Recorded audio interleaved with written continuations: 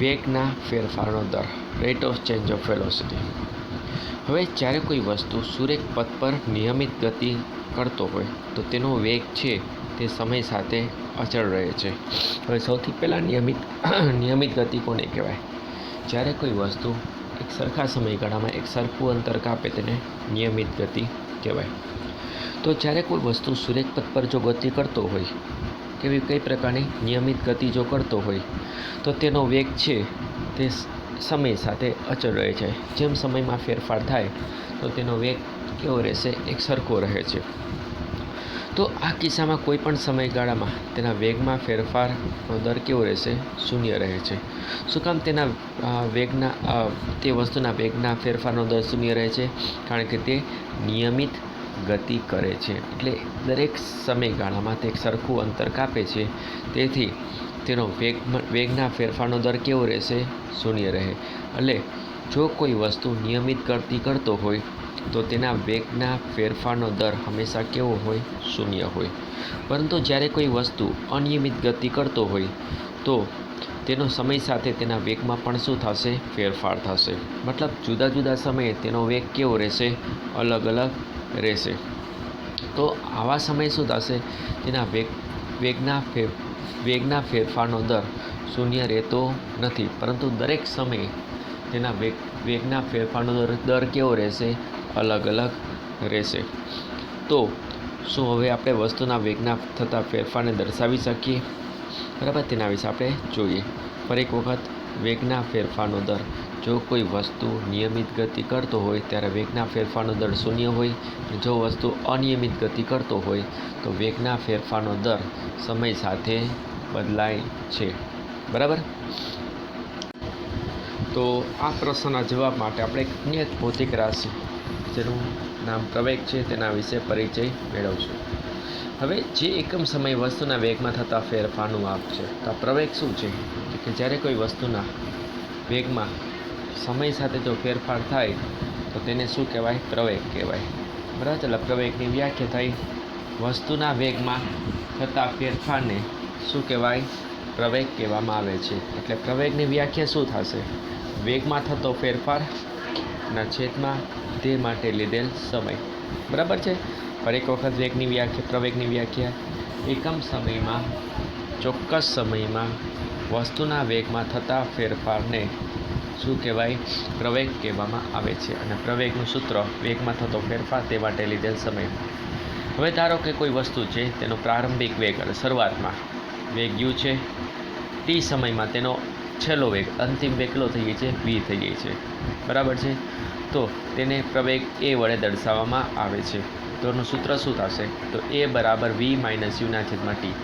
પ્રવેગ એટલે એ વેગમાં થતો ફેરફાર. હવે આપણે જો ફેરફાર જાણવો હોય તો અંતિમ વેગમાંથી પ્રારંભિક વેગને શું કરવું પડે? બાદ કરવું પડે. એટલે અંતિમ વેગ એટલે v, પ્રારંભિક વેગ એટલે u, એટલે v - u અને છેદમાં સમય એટલે v - u/t આવ્યું. પર જો લખ્યું છે વ્યાખ્યા આપણે સૂત્ર આપ્યું છે પ્રવેગ બરાબર વેગમાં થતો ફેરફાર. અને વેગમાં થતો ફેરફાર જાણવું હોય તો આપણે શું કરવું પડે?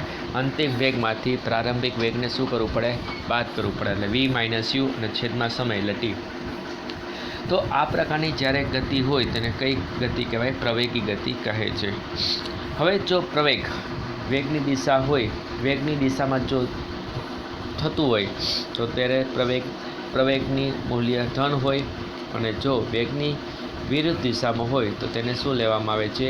ઋણ લેવામાં આવે છે. યાદ રહેશે? આ પ્રકારની ગતિને શું કહેવાય? પ્રવેગી ગતિ કહેવાય. જો પ્રવેગ વેગની દિશામાં હોય તો ધન લેવાય, અને વેગની વિરુદ્ધ દિશામાં હોય તો તેને ઋણ લેવામાં આવે છે. અને તેનો એકમ એક ખાસ યાદ રાખજો: મીટર/સેકન્ડ વર્ગ, એટલે ms (-2 એટલે મીટર/સેકન્ડનો વર્ગ. હવે જ્યારે કોઈ વસ્તુ સુરેખ પથ પર ગતિ કરતો હોય ત્યારે તેનો વેગ સમાન સમયગાળામાં સમાન રીતે વધતો કે ઘટતો હોય તો તેની વસ્તુનો પ્રવેગ અચળ ગણાય છે.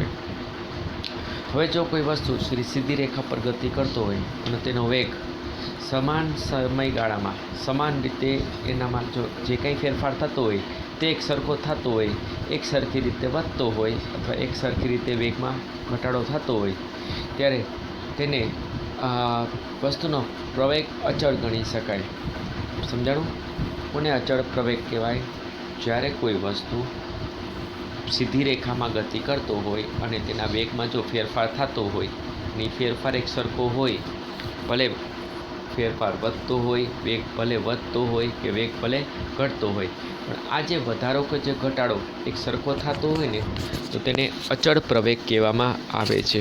એનું ઉદાહરણ મુક્ત પતન કરતા પદાર્થની ગતિ અચળ પ્રવેગીની ગતિનું ઉદાહરણ છે. હવે આપણે જ્યારે ઉપરથી કોઈ પણ પદાર્થ નીચેની તરફ છોડીએ ત્યારે એ અચળ પ્રવેગી ગતિ કરે છે. બરાબર છે, કારણ કે એના જે વેગમાં વધારો થશે એ દર સમયે બરાબર છે કેવો હશે? એક સરખો હશે. તમે મિનિટની ગણતરી કરતા હોય કે કલાકની હિસાબે જો ગણતરી કરતા હોય તો એના જે વેગમાં જે કંઈ વધારો થતો હશે દર મિનિટે કે દર કલાકે કેવો હશે? એક સરખો હશે. અને જો કોઈ વસ્તુનો વેગ અસમાન દરથી એક સરખો બદલાતો ન હોય તો તેને ગતિ અસમાન પ્રવેગી ગતિ ગણી શકાય. ઉદાહરણ તરીકે જો કોઈ કાર સુરેખ પથ પર ગતિ કરતો હોય અને સમાન સમયગાળામાં એ અસમાન માત્રામાં તેના વેગમાં ફેરફાર થતો હોય તો તેને શું કહેવાય? અસમાન પ્રવેગી ગતિ કહેવાય. તો આનું ઉદાહરણ કેવું છે કે જ્યારે કોઈ કાર હોય સીધી રેખામાં ગતિ કરતી હોય, બરાબર છે, જો તેની ગતિ એક સરખી ન હોય તો તેને શું કહેવાય? અસમાન પ્રવેગ કહેવામાં આવે છે, અથવા તેની ગતિ છે એ અસમાન પ્રવેગી છે તેમ આપણે કહી શકાય. તો બરાબર છે. તો આ એક સૂત્ર આપણે એક પાકું કરવાનું છે અને પ્રવેગની વ્યાખ્યા જોવાની છે. તો હવે આપણે એક પ્રવૃત્તિ જોઈએ. તમારે એક દોરીનો ટુકડો લેવાનો છે અને દોરીના એક છેડે તેને પથ્થરના તે એક છેડા સાથે પથ્થરનો એક ટુકડો બાંધી દો અને દોરીનો બીજો છેડો છે તે તમારે હાથમાં પકડી અને તમારે દોરીને તમારે વર્તુળાકાર પથ પર ગતિ કરે તે રીતે તમારે દોરીને શું કરવાનું છે? ફેરવવાની છે. આકૃતિમાં દર્શાવ્યા છે તે મુજબ શું કરવાનું? દોરી લેવાની, દોરીના એક છેડે પથ્થર બાંધવાનો, બીજો છેડો તમારે હાથમાં રાખી અને તમારે વર્તુળાકાર પથ પર દોરીને શું કરવાની છે? ગતિ કરાવવાની છે. હવે તમે જ્યારે દોરીને પથ્થર સહિત છોડશો તો તમે કહી શકશો કે દોરી કઈ દિશામાં જશે? તમે કહી નહીં શકો કે કઈ દિશામાં જશે. તો આ પ્રવૃત્તિને તમારે શું કરવાનું છે? વારંવાર પુનરાવર્તન કરી અને વર્તુળાકાર પથ પરના જુદા જુદા બિંદુઓ પાસેથી પથ્થરને છોડો અને જુઓ કે પથ્થરની ગતિની દિશા સમાન છે કે નહીં. હવે તમારે શું કરવાનું છે કે અલગ અલગ વર્તુળાકાર પથ પર તમે જ્યારે દોરી ફેરવતા હોય તો તમારે અલગ અલગ બિંદુ પર તમારે દોરી છોડવાની છે અને તમારે અવલોકન કરવાનું છે કે દરેક વખતે જે કંઈ તમે દોરી છોડો છો તો દર વખતે તે દોરી એક જ દિશામાં જશે કે પછી અલગ અલગ દિશામાં જશે તેનું તમારે શું કરવાનું છે? અવલોકન કરવાનું છે. બરાબર છે? થશે ને તમારાથી? ધ્યાન રાખવાનું છે કે કોઈ લાગી ન જાય તે રીતે તમારે. હવે જો તમે ધ્યાનથી જોશો કે જ્યારે કોઈ પથ્થર વર્તુળાકાર પથ પર ગતિ કરતો હોય અને જે બિંદુ ઉપર વર્તુળાકાર પથના જે બિંદુ ઉપરથી તમે જ્યારે એ પથ્થરને છોડશો તો જો તમે ધ્યાનપૂર્વક જોશો કે તમને દેખાશે કે પથ્થરને મુખ કરતાં તે વર્તુળાકાર પથ્થર પરના તે બિંદુ પાસેના સ્પર્શકની દિશામાં તે ગતિ કરે છે. હવે તમે જ્યારે કોઈ આ પથ્થરને વર્તુળાકાર પથ પર ગતિ કરાવશો, બરાબર છે, અને જે બિંદુ તમે ધારો કે જે બિંદુ પર તમે પથ્થર મૂકતા હોય અને એ બિંદુ પર તમે જ્યારે કોઈ સ્પર્શક દોરો, તે બિંદુ આગળ તમે જે સ્પર્શક દોરો તો જે દિશામાં સ્પર્શક જાતું હશે તે દિશામાં પથ્થર સુરેખ માર્ગ પર ગતિ કરશે. સમજાણું? શું કીધું કે જે બિંદુ આગળથી વર્તુળાકાર પથના જે બિંદુ આગળથી તમે પથ્થર છોડો છો અને તે બિંદુ પર જો તમે સ્પર્શક દોરો, બરાબર છે, તો જે દિશામાં સ્પર્શક જતું હોય છે એટલે સ્પર્શકની જે દિશા હશે તે દિશામાં પથ્થર ગતિ કરશે. કારણ કે જ્યારે પથ્થરને છોડવામાં આવે ત્યારે તે ક્ષણે તે જે દિશામાં ગતિ કરતો હોય તે જ દિશામાં પોતે ગતિ ચાલુ રાખે છે. તો અહીંયા શું થશે કે જ્યારે તમે પથ્થરને છોડશો તો પથ્થરની દિશા કઈ છે? કે જે તે બિંદુ પર દોરેલા સ્પર્શકની. તો તમે જ્યારે પથ્થરને છોડો છો તો તે પોતાની જે દિશા હશે, ગતિની દિશા હશે, તે પોતાની ગતિની દિશા ચાલુ રાખશે અને તે દિશામાં પોતે આગળ વધશે. ત્યારે તે પોતાનો વર્તુળાકાર માર્ગ પર નહીં જાય પરંતુ પોતાની ગતિની દિશા ચાલુ રાખે છે. હવે આ દર્શાવે છે કે જ્યારે પથ્થરને વર્તુળાકાર ગતિ કરવામાં આવે ત્યારે તે દરેક બિંદુ આગળ પોતાની ગતિ દિશા બદલાય છે. તો આના ઉપરથી એવું તારણ કર્યું કે જ્યારે કોઈ પથ્થરને વર્તુળ ગતિ કરવામાં આવે ત્યારે દરેક બિંદુ પર એટલે જ્યાં વર્તુળ છે વર્તુળના દરેક બિંદુ પર તેની ગતિની દિશા શું થાય છે? બદલાય છે. જ્યારે કોઈ એથ્લેટને રમતગમતની હરીફાઈમાં ગોળો કે ચક્રને ફેંકે છે ત્યારે ગોળો કે ચક્ર હાથમાં પકડી અને પોતે શું કરે છે? પોતાના શરીરને ગોળ ગોળ વર્તુળાકાર ગતિ આપે છે. જોયું છે ને તમે ગોળા ફેંક? તેમાં કોઈ એથ્લેટ જ્યારે ગોળો ફેંકવાનો હોય કે ચક્ર ફેંકવાનું હોય ત્યારે સૌપ્રથમ પોતે શું કરશે કે પોતે પોતાની જાતને વર્તુળાકાર ગતિ આપે છે અને જ્યારે જે દિશામાં તેને ઈચ્છિત દિશામાં જેને ગોળો ફેંકવાનો હોય ત્યારે ઈચ્છિત દિશામાં એકવાર છૂટ્યા બાદ તે ગોળો કે તે દિશામાં ગતિ કરે છે. એટલે ઈચ્છિત દિશામાં જેને છોડવાનો છે, ગોળાને જે છોડવાનો છે તે બિંદુ પર પોતે શું કરશે? ગોળાને મૂકશે એટલે એ દિશામાં ગોળો આગળ જશે. બરાબર છે? તો આ બરાબર તે જ પ્રકારે છે અને જેની ચર્ચા આપણે પ્રવૃત્તિમાં પથ્થર માટે વર્ણન કરેલું.